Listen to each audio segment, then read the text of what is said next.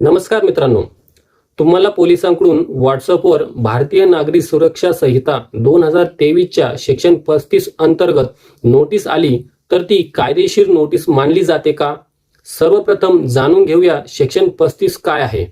या कलमानुसार एखाद्या व्यक्तीविरुद्ध गुन्हा केल्याचा संशय असल्यास पोलिसांना त्या व्यक्तीला नोटीस देऊन चौकशीसाठी किंवा तपासात हजर राहण्यास सांगता येते. ही नोटीस अटकेऐवजी व्यक्तीला तपासात सहभागी होण्याची संधी देण्याची महत्त्वाची प्रक्रिया आहे. आता प्रश्न, फक्त व्हॉट्सअपवर ही नोटीस पाठवली तर ती वैध सर्व्हिस मानली जाईल का?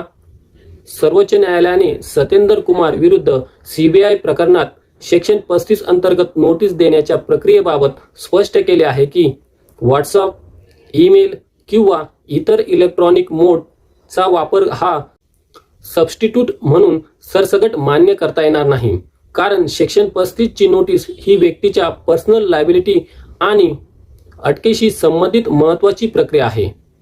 पण एक महत्त्वाचा फरक लक्षात ठेवा, पोलीस नोटीस आणि कोर्ट समन्स एकच गोष्ट नाही. कोर्टाकडून जारी होणाऱ्या समन्सबाबत भारतीय नागरिक सुरक्षा संहिता 2023 मध्ये इलेक्ट्रॉनिक सर्व्हिससाठी स्वतंत्र तरतूद आहे. म्हणून व्हॉट्सअपवर सेक्शन 35 ची नोटीस आली तर ती दुर्लक्षित करू नका. नोटीस नेमकी कोणत्या प्रकरणात आहे, ती कायदेशीर पद्धतीने सर्व्ह झाली आहे का आणि पुढे काय करायचे हे तात्काळ तपासा. अशा सोप्या भाषेतील कायदेशीर माहितीसाठी चॅनलला सबस्क्राईब करा. धन्यवाद.